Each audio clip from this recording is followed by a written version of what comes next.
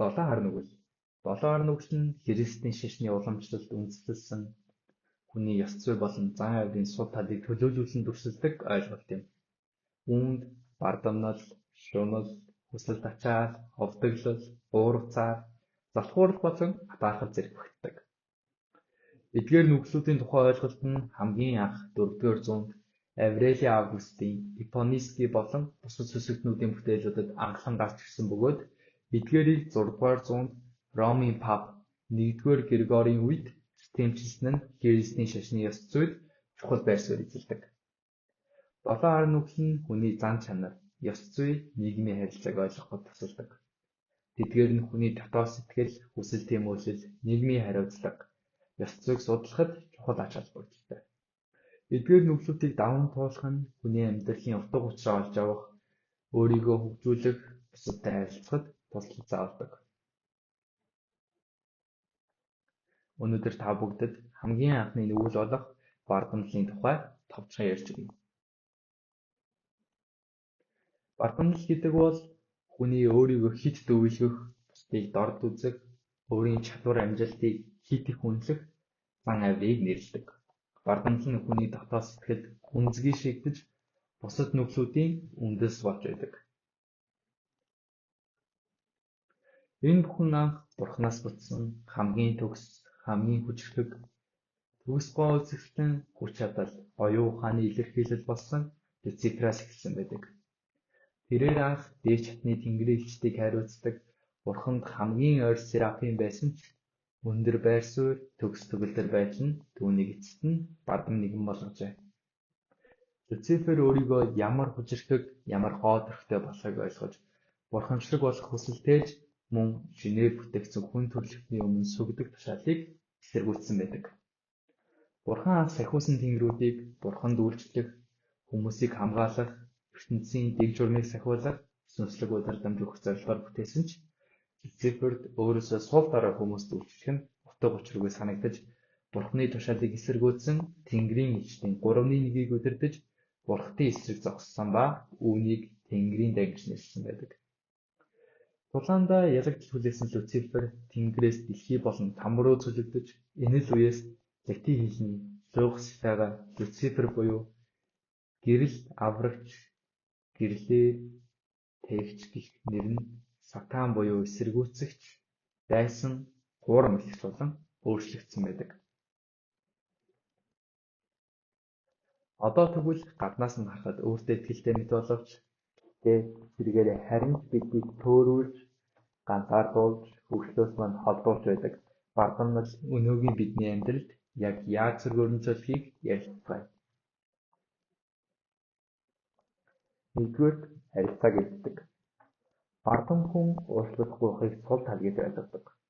Жижиг алдаан дээр уучлаарай гэж хэлэхэд асуудал дуусах байтал тэр дуугүй өнгөрөөгөөд бусдын сэтгэлд үйл ойлголцлын хан босгож эхэлдэг. Алдаагаа хүлээн зөвшөөрөхөөс бүү бай. Алдаа гаргаснаа хүлээн зөвшөөрсөн хүн нүдэнд орсон хогийг гаргаж байгаа мэт. Төр зүүр эвгүүлж дараа нь бүх зүйл илүү тод, илүү амар болдог. Уучлалт гуйх нь судрал биш. Харин харилцаанд дахиж гаргах хөшүүрэг гэдгийг санаж явах хэрэгтэй. Хоёрдугаарт бардам хүн шүүмжлэлийг хүлээж авч чаддаггүй. Тэгснээр хөвгчлэн зогсно. Би мэднэ гэж бодсоор зөвлөгөө огт сонсохгүй. Алдаагаа хүлээн зөвшөөрөхгүй. Шинэ зүйл сурахыг хүсэхгүй. Ингээд хөгжлийн үе хаалга нь хаагдж байгаа юм. Шүүмжлэл сонсохыг довтлохоо гэж харвал чи хизээж өөрчлөгдөхгүй. Харин боломж гэж харвал чи хизээ зогсохгүй.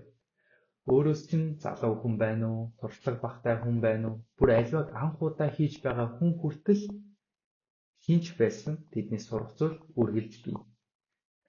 Жишээлбэл ажлын байранд шинэ систем нэвтрэхэд миний үеийн зүйл биш гэж татгалзах хүмүүс байдаг. Гэхдээ эцэст нь тэр хүн өөрөө л хоцрогдож үлддэг. Тэгээд л ханддаг. Гуравдугаар сэтгэлзүйн дарамт ганцаардыг үүсгдэг.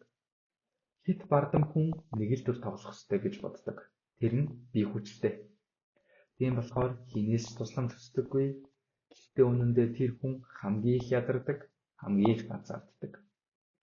Сэтгэлээ нэж тусламж хүсгээс бүү бай.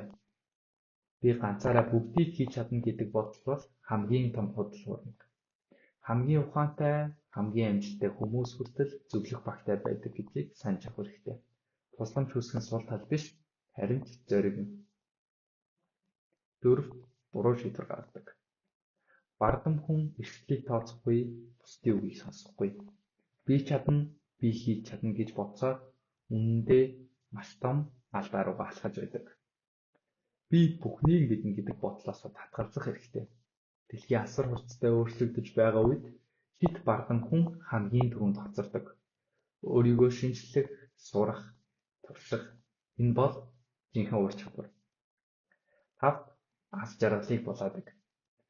Бардам хүмүүс үргэлжлэн нэгэнтэй өөрийгөө харьцуулдаг. Би илүү байх ёстой гэж бодсоор байгаа зүйлдээ талархахаа болдог. Энэ бол аз жаргалыг айжмаар үүрдэг хамгийн аюултай зүйл.